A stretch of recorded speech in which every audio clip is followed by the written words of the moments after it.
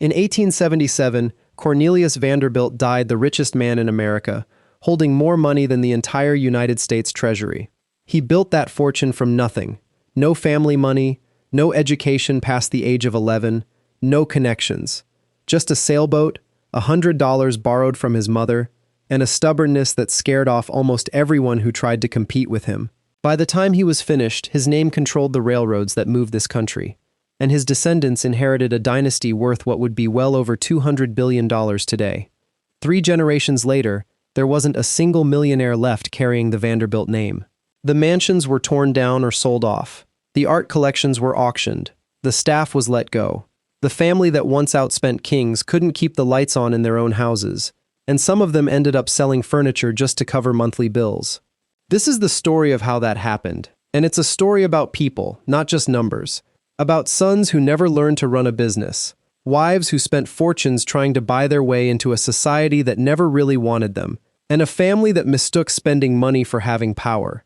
It took less than 100 years to go from the wealthiest household on earth to nothing, and almost every step along the way was a choice someone made, not an accident that happened to them.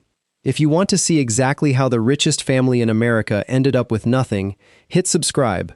We cover stories like this every week. Cornelius Vanderbilt was born in 1794 on Staten Island, into a family that worked boats for a living and didn't have much else. His father ran a small ferry operation hauling produce and passengers across New York Harbor, and young Cornelius grew up on the water instead of in a classroom. He left school at 11 to work the docks, and by 16 his parents had loaned him enough money to buy his first small sailing vessel. He used it to ferry passengers around the harbor, and within a year, he was already turning a real profit, sharing part of it back with the family that had backed him. That pattern never stopped. He moved from sailboats into steamships during the 1810s and 1820s, working for a rival named Thomas Gibbons and learning the shipping trade from the inside before striking out with his own steamship lines. Eventually, he moved out of shipping entirely and into railroads, buying up small regional lines and stitching them together into something much bigger and far more valuable than the sum of its parts. By the 1860s, he controlled the New York Central, which gave him a monopoly on rail traffic in and out of New York City. People started calling him the Commodore, and the name fit. He ran his empire the way he ran his first boat, alone, with total control, and very little patience for people who couldn't keep up with him. He was also, by most accounts, a difficult father. He had 13 children with his wife Sophia, and he treated most of his sons with open contempt. One son, Cornelius Jeremiah, struggled with epilepsy and gambling debts, and the Commodore had him committed to an asylum on more than one occasion, rather than trying to help him. He called his eldest son William a fool to his face for years, using a word that meant something close to a blustering idiot. He never brought his children into the business in any meaningful way, never taught them how the railroads actually worked, and never explained the thinking behind the decisions that built his fortune. His daughters fared even worse. Because they had married and taken other names, he largely dismissed them from any serious role in the family's future, even when they came to him for financial help. One daughter sold her own house and asked him to invest the proceeds for her. He doubled the money and then simply refused to give it back. When he finally handed William real responsibility, the man was already in his 40s. The Commodore knew how to make money better than almost anyone in American history. He never figured out how to teach anyone else to do it. Before he died in 1877, he told William something that would become the most quoted line in the family's history. "Any fool can make a fortune. It takes a man of brains to hold on to it." William would spend the rest of his life trying to prove he was that man. William Henry Vanderbilt inherited around $95 million from his father, along with the family's controlling stake in the New York Central Railroad. Almost everyone who knew him expected him to lose it. He'd struggled early in life, suffering something close to a breakdown in his 20s after a failed attempt to work with one of his father's business rivals, and he spent years quietly running the family farm on Staten Island, while his father openly doubted him in front of others. But once he took over the railroad, something changed. William expanded the network into the Midwest, tightened operations, negotiated smarter freight rates, and modernized parts of the business his father had never bothered updating. By the time poor health forced him to step back in 1883, he had nearly doubled his father's fortune to around $200 million. In today's money, that's somewhere north of $6 billion. And William was the only one of the Commodore's heirs who ever grew the family wealth instead of just living off it.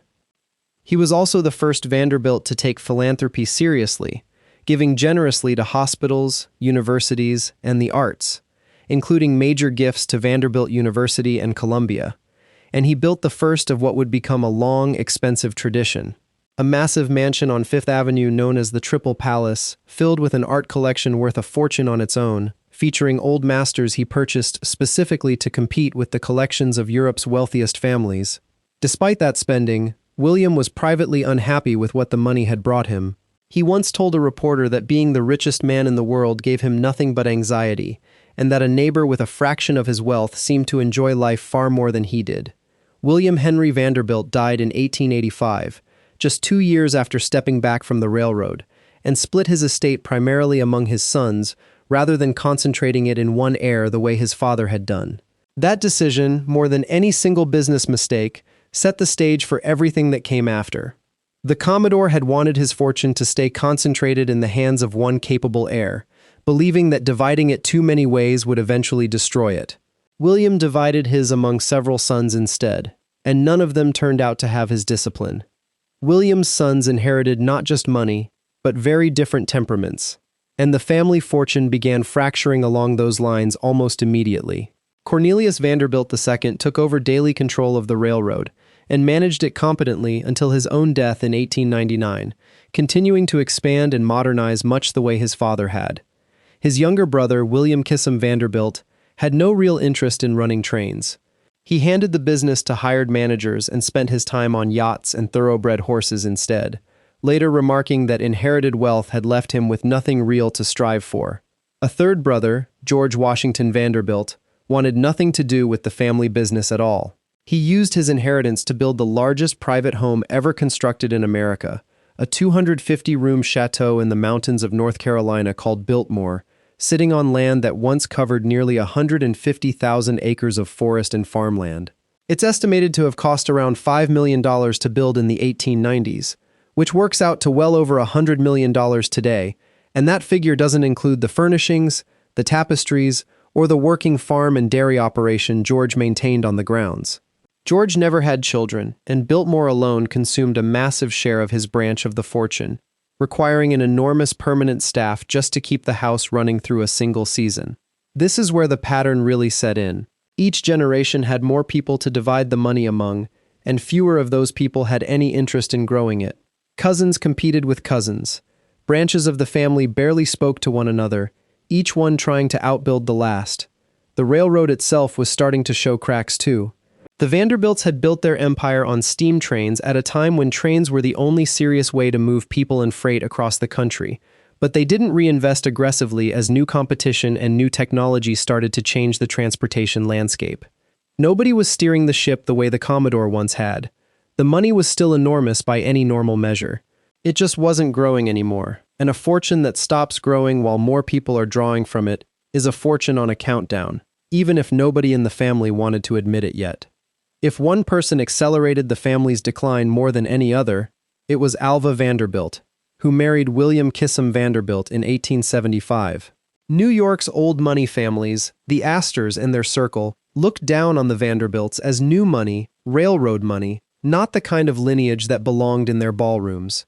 Alva decided she was going to force her way in, and she used the family fortune to do it. In 1883, she threw a costume ball at her new Fifth Avenue mansion that reportedly cost the equivalent of several $1,000,000 in today's terms, complete with imported flowers, custom costumes designed by Paris fashion houses, and a guest list built specifically to embarrass anyone who had ever snubbed her. 1,200 guests came dressed as royalty and historical figures, and the party made front-page news for days. It worked. New York society finally accepted the Vanderbilts, and it set off a competition among the Vanderbilt siblings and cousins that would last for decades. Whoever had the biggest house, the most impressive art, the most extravagant party won, and everyone else felt pressure to top it the following season. That competition produced Marble House and The Breakers, both built in Newport, Rhode Island, as so-called summer cottages that were really palaces, filled with imported marble and gold leaf, and ceilings pulled straight from European chateaus. Marble House alone reportedly cost around $11 million to build in 1892, a figure that would translate to hundreds of millions today, and much of that cost went into shipping literal tons of marble across the Atlantic. It produced 10 separate Vanderbilt mansions along Fifth Avenue, a stretch of street that people started calling Vanderbilt Row, along with additional estates like Idle Hour on Long Island, and country houses scattered across the Berkshires. None of these homes were built to be practical. They were built to be looked at, and each one had to outdo the last. The family spent money the way the Commodore made it, aggressively, without much hesitation, except none of them had his instinct for knowing when to stop, and none of them were bringing in new income to replace what they spent. The spending didn't stop at real estate. Vanderbilt women commissioned wardrobes from Paris that cost more than most American families earned in a decade, ordering dozens of gowns for a single social season that might never be worn twice.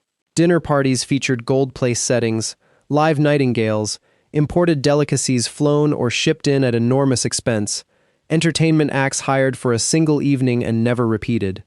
Guests at one Vanderbilt dinner reportedly smoked cigarettes rolled in $100 bills, a detail that made its way into newspapers as proof of just how far the family was willing to go to prove a point. This was the Gilded Age, and the Vanderbilts weren't the only wealthy family living this way, but they were among the most visible. Newspapers covered their parties like sporting events, printing detailed accounts of what was worn, what was served, and what it all probably cost, feeding a public that was equal parts fascinated and outraged. Underneath the spectacle, there was a real financial logic driving it, or at least the family believed there was. Every mansion, every ball, every marriage arranged between a Vanderbilt heiress and a cash-poor European nobleman was, in the family's mind, an investment in social standing. Consuelo Vanderbilt, Alva's daughter, was pressured into marrying the Duke of Marlborough in 1895, a match that brought the family a title and brought the Duke roughly $2.5 million in cash and railroad stock, worth well over $80 million today. Consuelo herself later wrote that she cried through most of her own wedding, having been forced into the marriage against her wishes while she was in love with someone else entirely. These marriages were often unhappy, sometimes miserable, but the family treated them as the cost of doing business. The problem was that none of it produced income. A title doesn't pay dividends. A ballroom doesn't generate revenue. The Vanderbilts were converting hard, productive railroad money into things that could only ever cost more money to maintain, year after year, with no return coming back the other way. By the early 20th century, the signs of trouble were becoming harder to ignore, even if the parties kept going. The railroad business that had built the entire fortune was maturing into a slower, less dynamic industry, and the family wasn't reinvesting the way earlier generations had. Automobiles and highways were starting to chip away at rail's dominance, and shipping was shifting too. But the men now running the Vanderbilt businesses were more interested in yacht racing and horse breeding than in studying where the next opportunity might come from. Meanwhile, the mansions needed constant upkeep. The breakers alone required a staff of dozens just to function for the handful of weeks a year the family actually used it, including gardeners, footmen, cooks, and maintenance crews kept on payroll through the winter months when the house sat empty. Biltmore's operating costs were so high that decades later, in 1930, the family had to open it to the public just to generate enough income to keep the estate from collapsing under its own expenses, turning a private symbol of wealth into a paid attraction almost overnight. Nobody in the third or fourth generation had inherited the Commodore's instinct for spotting the next opportunity before everyone else did. He'd moved from sailboats to steamships to railroads because he could see where the money was heading before his competitors could. His great-grandsons were, for the most part, comfortable, raised from birth with tutors, servants, and an assumption that the money would simply always be there. Comfortable people rarely take the kinds of risks that build fortunes, because they don't have to, and the Vanderbilts of this era had never once experienced real financial pressure. They were spending down a resource that had taken one obsessive, self-taught businessman an entire lifetime to build, and none of them were replacing what they spent. The early 20th century brought changes that hit the Vanderbilts particularly hard. The federal government introduced modern income and estate taxes in the years leading up to World War I, cutting directly into both the inheritances that passed between generations and the income the family lived on year to year. World War I itself disrupted trade and shipping in ways that hurt the railroad's profitability further, driving up costs while limiting the freight traffic that had once made the New York Central so valuable. And then, in 1929, the stock market collapsed, and the Great Depression arrived, wiping out huge portions of wealth across the entire country almost overnight. Other wealthy families with more diversified investments and more conservative habits weathered the Depression reasonably well, having spread their money across industries, real estate, and cash reserves instead of pouring it into single, illiquid trophy homes. The Vanderbilts, who had spent decades pouring money into houses that produced no income and lifestyles that couldn't easily be scaled back, were hit much harder. Selling a house that costs a fortune just to heat isn't simple when nobody else can afford to buy it either, and several Vanderbilt properties sat on the market for years without a single serious offer. By 1947, every one of the family's grand homes on Fifth Avenue had been demolished, replaced by office buildings and apartment towers that generated the kind of steady income the mansions never could. The land underneath them was worth more than the houses themselves, which tells you almost everything about where the family's priorities had gone wrong. They'd built monuments meant to last for centuries, and none of them lasted even one full lifetime before being torn down for parts. By the fourth and fifth generations, the pattern had become almost a family tradition of its own. Reginald Vanderbilt, a great-grandson of the Commodore, was a gambler and a heavy drinker who burned through his inheritance so quickly he had to start selling off his possessions to cover debts, including horses, cars, and eventually pieces of the family's remaining property. He died in 1925, leaving behind a young daughter named Gloria Vanderbilt, whose childhood became the subject of a sensational and highly public custody trial in 1934, when her aunt sued Gloria's own mother for guardianship, airing the family's private business in newspapers across the country. Gloria Vanderbilt grew up to become a well-known fashion designer and businesswoman, launching a successful line of designer jeans in the 1970s that she built largely on her own name and talent rather than inherited capital, since there wasn't much capital left to inherit. Her life was defined almost as much by those early custody battles and family drama as by money. Her son, Anderson Cooper, later became a national news anchor, and he's been open about the fact that there was no significant Vanderbilt trust fund left for him to inherit. He's described inherited wealth as something close to a curse that saps people's motivation, and he's said plainly that he built his own career and income entirely on his own effort, largely because there was nothing left to fall back on even if he had wanted to. In 1973, the surviving members of the extended Vanderbilt family gathered for a reunion at Biltmore, the estate George Vanderbilt had built decades earlier. A journalist checked the room for millionaires. There wasn't one. The family that had once controlled a fortune larger than the United States Treasury didn't have a single member left who could be called wealthy by any serious measure. The railroad itself had gone through repeated bankruptcies and eventually was absorbed into Amtrak in 1971, closing out the business that had started the entire dynasty a century earlier and quietly ending the last direct financial link between the Vanderbilt name and the empire that built it. The Vanderbilt story isn't really about bad luck. Every generation had chances to slow down, reinvest, or plan ahead, and almost none of them took those chances. The Commodore built something extraordinary, but never taught his children how to sustain it, and he never set up any structure, trust, or system to protect the money from generations that didn't share his discipline.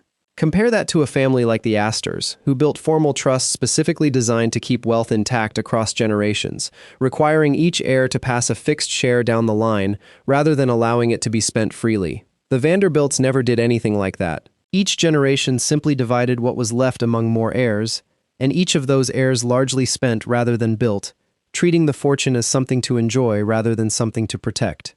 What remains of the Vanderbilt legacy today isn't money, it's buildings.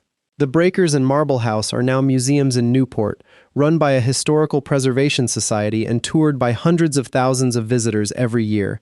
Biltmore is a tourist attraction in North Carolina, visited by more than 1 million people annually, ironically generating far more steady income now as a ticketed estate than it ever did as a private home during the family's ownership. Vanderbilt University still carries the family name, funded by that original $1 million gift from the Commodore back in 1873, along with additional gifts from William Henry in the years that followed.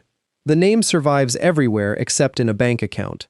What started with a boy borrowing $100 from his mother to buy a sailboat ended, 100 years later, with a family fortune of $200 billion, in today's terms reduced to nothing but real estate nobody in the family could afford to keep, and a lesson about wealth that outlasted the money itself.